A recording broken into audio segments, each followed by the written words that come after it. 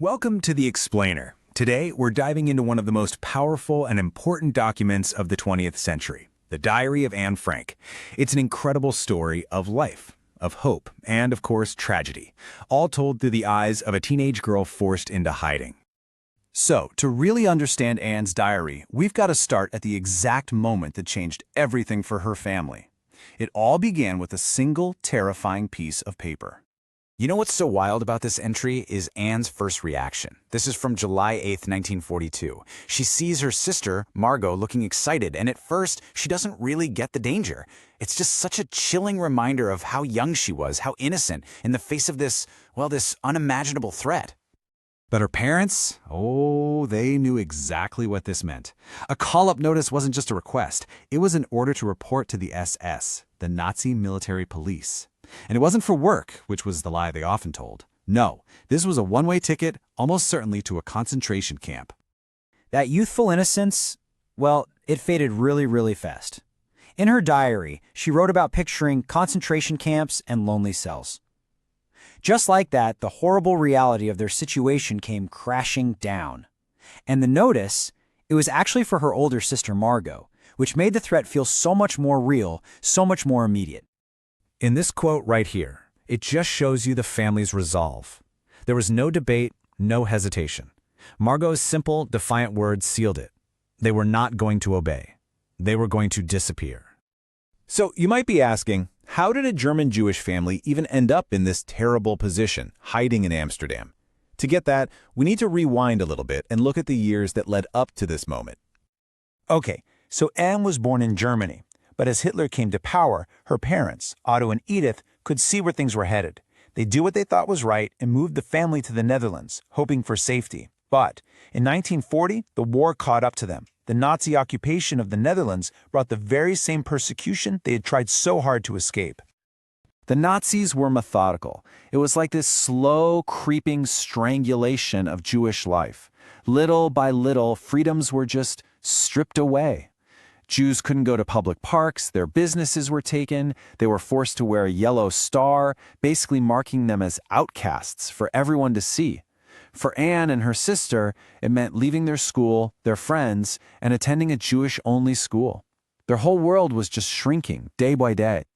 So, the day after that call-up notice from Margot arrived, the Frank family simply vanished. Their destination? A secret hiding place that Otto Frank had been preparing in an annex behind his business on Prinsengracht 263.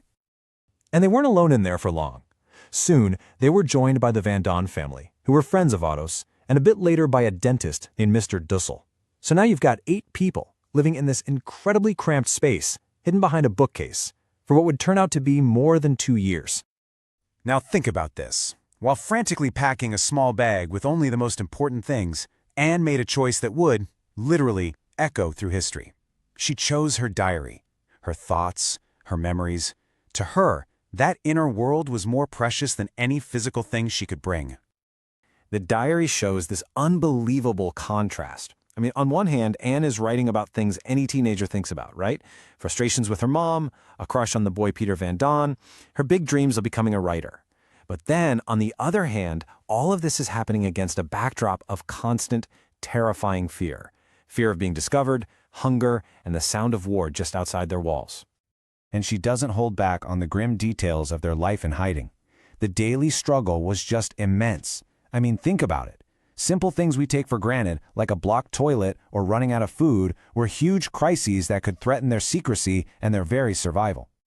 But, and this is so important, even in her darkest entries, her spirit just shines through. And I think this is what makes her diary so timeless. Despite all the fear, the hunger, the confinement, she held on to this incredible hope for the future and a deep appreciation for life itself. For 761 days, the 8 people inside the Secret Annex managed to survive. But their fragile little world was about to be completely shattered. On that summer morning, somehow, their hiding place was discovered. Even today, nobody knows for sure how they were found. The 8 of them were arrested, along with 2 of the incredibly brave helpers who had kept them alive for so long. 8 people, forced out from behind that bookcase and into the hands of the Nazis.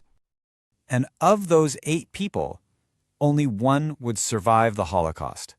Anne's father, Otto Frank. Their final journey was horrific. First, they were sent to the Auschwitz-Birkenau extermination camp. Sometime later, Anne and Margot were moved to the Bergen-Belsen concentration camp, and it was there, in those awful conditions, that both sisters got sick with typhus and died, just a few weeks before British soldiers liberated the camp. Just weeks. So Anne's life, her physical story, ended right there in that camp.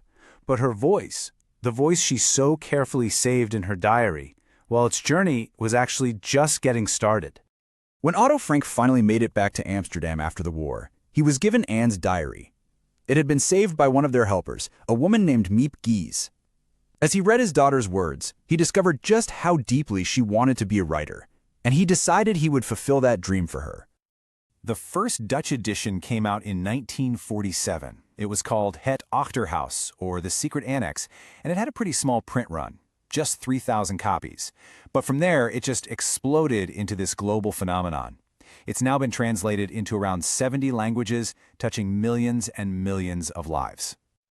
You see, for Otto Frank, publishing the diary was about so much more than just honoring his daughter. He saw it as a vital lesson for every single one of us, a warning about where discrimination and hatred can ultimately lead, and a powerful call for tolerance and for understanding. And really, that's the lasting legacy of Anne Frank. Her diary is this incredible reminder that even in the most extreme circumstances imaginable, a single voice can bear witness, it can inspire hope, and it can challenge us all to build a better world. It really makes you stop and ask yourself, how am I using my own voice?